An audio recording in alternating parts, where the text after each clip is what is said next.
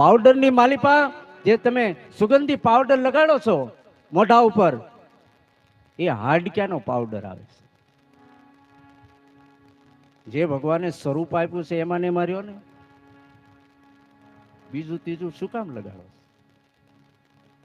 Makeup અત્યારે તો આવલું હું આવ્યું છે એલા ભાઈ, દુકાનમાં ગરી જાય એટલે હા પાર્લર.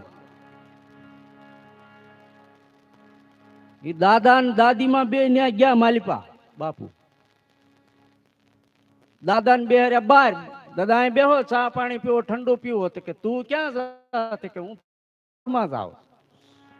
દાદીમાં ને ઓલ્યા બેનો બધા હતા અંદર ઘડ્યા, માટલું કેમ કુંભાર ઘડે એમ ખૂબ એમ ઘસી ઘસી ઘસીને આમ મસ્ત બનાવી દીધા.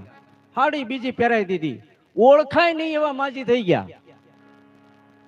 અને બહાર નીકળ્યા ત્યાં દાદા માલપા ડોકાણા કે ઓલ્યા તારા માડી માલપા હતા ને? તે કે તમને સામે ન મળ્યા? તે કે ઈ હતા? તે કે હા. અરે બારે કરી તે બહાર ગયા તે ગોતે આ પાછા માડી પાછા હામાં મળ્યા કે હાલો. તે બેન તમે કયા ગામના છો? કે લે અરે બારે કરી ઓળખાય નહીં એવા કરી નાખે. અને બે દી થાય ને તારે પાછા ઓળખાય નહીં એવા થાય. ખોટો વસ્તુ તમારા મોઢા ઉપરથી ચહેરા ઉપરથી વયો જાય અને અસલ જ્યારે આવે ત્યારે આપણે ઓળખાય નહીં એવા થઈ જાય છે. ભગવાન જે છે એ રાખો. પેલા આપણે જે મહેંદી લગાડતા ને લગ્નમાં, એ મહેંદી ન લગાડતા બાપુ. મહેંદી છે ને ગળીનો દોરો અને મહેંદી આપણા હિન્દુ શાસ્ત્રોમાં ના પાડી છે. આ વડીલ બેઠા છે એને ખબર હશે. તો પેલા એમ કહેવાય છે કે તમે વળી તો પેલા મહેંદી નો મૂકતા શું મૂકતા? ઓરિજિનલ કંકુ હોય ને એના ચિત્ર કરતા, કંકુ, મહેંદી નહીં. મહેંદી આભડશેઠ નું પ્રતીક છે, એ ન લગાડાય. પણ હવે આપણે પછી કે આમ થયું તેમ થયું થાય જ ને, ન થાય. આપણે ધર્મ ચૂકી ગયા છે, અભ્રષ્ટ થઈ ગયું છે બધું. મહેંદી મૂકીને ભગવાનના મંદિરની માલિપા ન જવાય, ગળીનો દોરો પહેરીને આપણે ભગવાનના મંદિરમાં ન જવાય. આ હિન્દુ શાસ્ત્રો ના પાડે છે. આ મારું કઈ ઘરનું નથી, હિન્દુ શાસ્ત્રો ના પાડે છે કે ન જવાય. પણ આપણે હવે બધું થઈ જ ગયું છે, પછી તો અમારે પછી કહેવું પડે ને આવો બાપા આવો. શું કરવું? પણ એનું જે કાંઈ છે એનું વળતર ભગવાન આપી રહે છે, એમાં કાંઈ ના નથી. આ વડીલો અમુક અમુક બેઠા છે જે લગ્ન કરીને આવ્યા છે, હજી એનું દાંપત્ય જીવન એવું નહીં. એનું કારણ એ છે કે જે એને પોતે ધર્મ અપનાવ્યો છે, અધર્મની માલિપા નથી ગયા. ધર્મ અપનાવ્યો છે એટલે ધર્મના રાહની માલિપા એ પોતે આવ્યા છે, એટલે એમની માલ્યું આવે.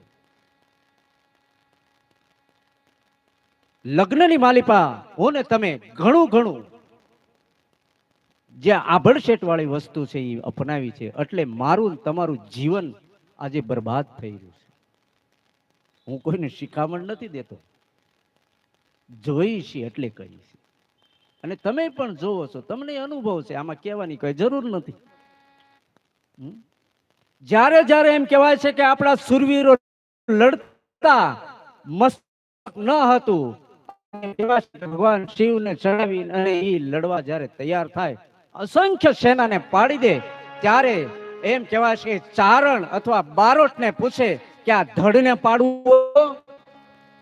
તો કે ધડને પાડવું હોય ને તો એક જ કામ કરો. કે શું? કે મોઢાની માલિપા ગળીનો દોરો નાખી અને આમ આડો ઉભા રહ્યો એટલે ધડ પડી જાય, શાંત થઈ જાય છે. આભડશેટ વાળી વસ્તુ છે. મોખડાજી ગોહિલ પીરંબેટ એક દિવસના સમય એમ કહેવાય છે કે કેટલાયનો નાશ કરી નાખ્યો હતો. ખદર પરની માલિપા એની ધડની ખાંભી છે અને મસ્તકની ખાંભી પીરંબેટની માલિપા છે. ગોહિલ દરબાર રાજસ્થાનમાંથી આવેલા મોખડાજી ગોહિલ, સેજલજી ગોહિલ, હમીરજી ગોહિલ, આ ચાર ભાઈઓ હતા. અને એ મોખડાજી ગોહિલ એક દિવસના સમય એમ કહેવાય છે કે જ્યારે એમ ગોગાની સર કર્યું ત્યારે એ અટારીની માલિપા એ તલવારનો ટેકો દઈ અને એ પીરંબેટની માલિપા નજર નાખીને જોતા હતા.